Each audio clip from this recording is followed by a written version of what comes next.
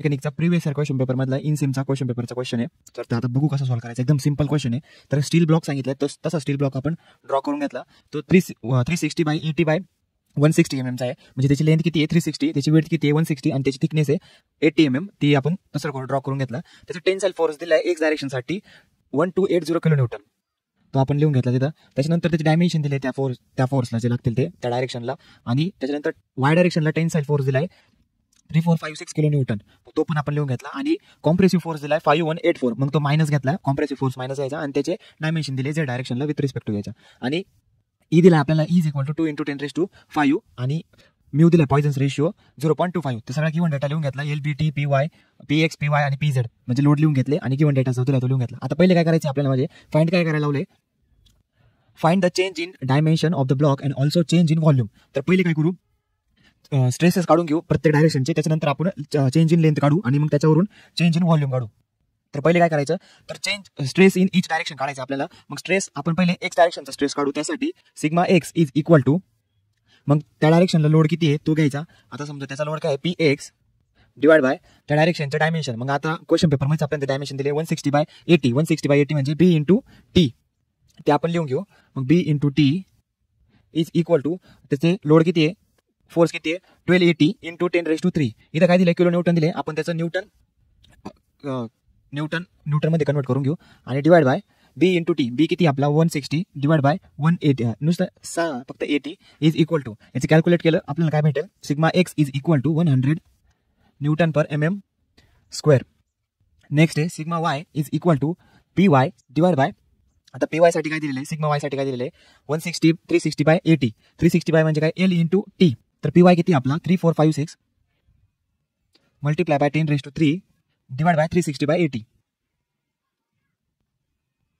Is equal to, यांचे calculation केले answer येईल आपलं sigma Y is equal to 120 Nm². तर नेक्स्ट आहे sigma Z is equal to PZ divide by, आता काय राहिलंय शिल्लक फक्त, त्याच्यात काय सांगितलं त्यांनी आपल्याला 160 बाय 360. 160 बाय 360 म्हणजे काय L × B. मग L × B is equal to, मग PZ किती आहे -5184 × 10⁵ divide by 360 multiply by 160 is equal to, answer येईल आपलं -90 Nm². आता नेक्स्ट स्टेप आहे आपली. आता याच्या मागचं लॉजिक काय आहे, आता समजा फॉर एक्झाम्पल घेऊ सिग्मा एक्स आहे. तर सिग्मा एक्स म्हणजे काय एक्स डायरेक्शनचा फोर्स. मग एक्स डायरेक्शनची आपलं लेंथ कोणती, एक्स डायरेक्शनला काय लेंथ, मग ही लेंथ स्किप करायची आणि त्याच्या ऑपोजिट दोन डायरेक्शन आहे, त्या दोन डायरेक्शन मल्टिप्लाय करायच्या. आज जसे एक्स डायरेक्शनला पॅरल काय 360 लेंथ आहे, पॅरल 360. मग त्याच्या ऑपोजिट काय झेड डायरेक्शन, वाय डायरेक्शन. मग झेड आणि वाय डायरेक्शनचे दोन जे मेजरमेंट आहे किती आहे 160 बाय 80. मग त्या दोघींनी मल्टिप्लाय करायचं. आता इथं 160 बाय 80 ने आपण मल्टिप्लाय केले. आता वायचं बघा सिग्मा वाय, आता सिग्मा वायला पॅरल कोणती 160 पॅरल आहे, सिग्मा वायला 160 पॅरल आहे. मग रिमाइनिंग कोणती राहिली, दोन ऑपोजिट डायरेक्शन एक्स आणि वाय. मग एक्स आणि वाय डायरेक्शनच्या दोन लेंथ कोणत्या आहे 360 बाय 80. आता 360 बाय 80 हे त्याच्या मागचं लॉजिक आहे, ते घ्यायचं किंवा क्वेश्चन पेपरमध्ये दिलेलं असतं. Strain in X direction is equal to, तर त्यासाठी फॉर्म्युला आहे त्याचा sigma X divide by E minus mu sigma Y divide by E minus mu next multiply by sigma Z divide by E is equal to, त्या formula थोडं modify करून घ्यायचं. Sigma X minus mu multiply by sigma Y minus mu multiply by sigma Z divide by E is equal to, आता याच्यात value टाकू. तर sigma एक्सची value 100 minus 0.25 multiply by 120 minus 0.25 multiply by -90 divide by, आता E ची value 2 × 10⁵ is equal to, आता यांचे calculation केले आन्सर येईल आपलं 4.625 × 10⁻⁴. हे झालं आपलं आन्सर. आणि याचं आता नेक्स्ट EY, तर EY कसा काढायचा, EY is equal to sigma Y divide by E minus mu sigma X divide by E minus mu sigma Z divide by E is equal to, आता परत याला मॉडिफाय करून घेऊ. Sigma Y minus mu multiply by sigma X minus mu multiply by sigma Z divide by E. आता याच्यात value टाकू. Sigma वायची value 120 multiply by minus 0.25 multiply by sigma एक्सची value 100 minus 0.25 multiply by sigma झेडची value -90 divide by 2 × 10⁵ is equal to 5.875 × 10⁻⁴.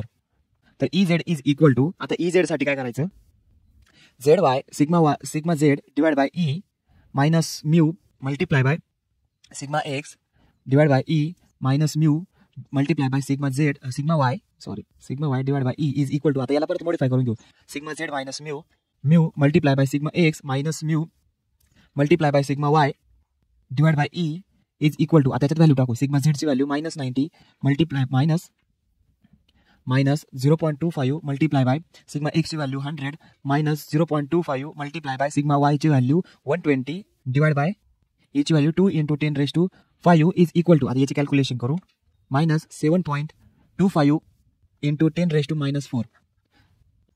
तर change in लेंथसाठी आपल्याला प्रत्येक रिस्पेक्ट टू डायरेक्शनसाठी चेंज इन लेंथ फाइंड करायची. तर change in length in X direction, तर delta L is equal to, delta L म्हणजे आता ही एक्स डायरेक्शनची, मग delta L is equal to EY EX multiply by, आता एक्स डायरेक्शनला लेंथ कोणती आहे, एक्स डायरेक्शनची पॅरलल लेंथ कोणती आहे, 360, कोणती आहे 360, मग multiply by L is equal to EX ची value 4.625 × 10⁻⁴ multiply by 360 is equal to, answer येईल आपलं 0.1665 mm.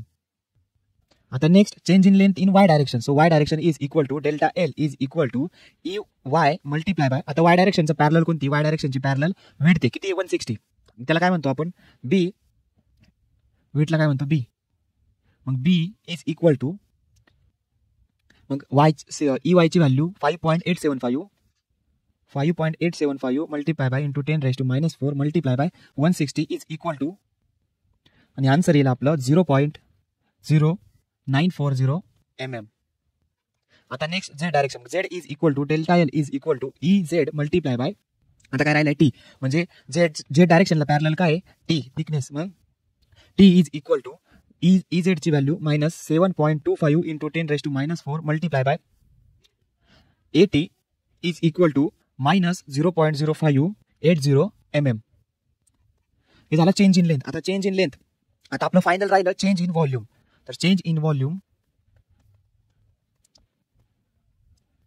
Volume is equal to, तर चेंज इन व्हॉल्यूम साठी फॉर्म्युला काय आहे, EX multiply by EY multiply by EZ multiply by volume is equal to, तर पहिले volume find करून घेऊ. तर मग व्हॉल्यूम काय आहे, volume is equal to L × B × T is equal to 360 multiply by 160 multiply by AT is equal to, volume आहे 4.608 × 10⁶. हा व्हॉल्यूम आहे आपला. तर व्हॉल्यूमला मल्टिप्लाय करू EX EY आणि EZ शी.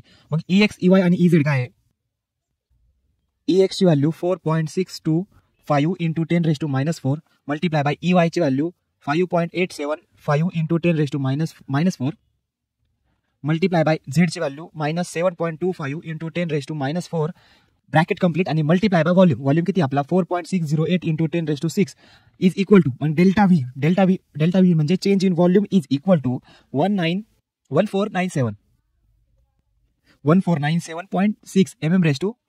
हे आपला आन्सर चेंज इन व्हॉल्यूम. तुम्हाला जर खरंच व्हिडिओ आवडला असेल तर व्हिडिओला लाईक करा, चांगली कमेंट करा, आणि चॅनलला सबस्क्राईब करा, आणि तुमच्या मित्रांना पण हा व्हिडिओ शेअर करा.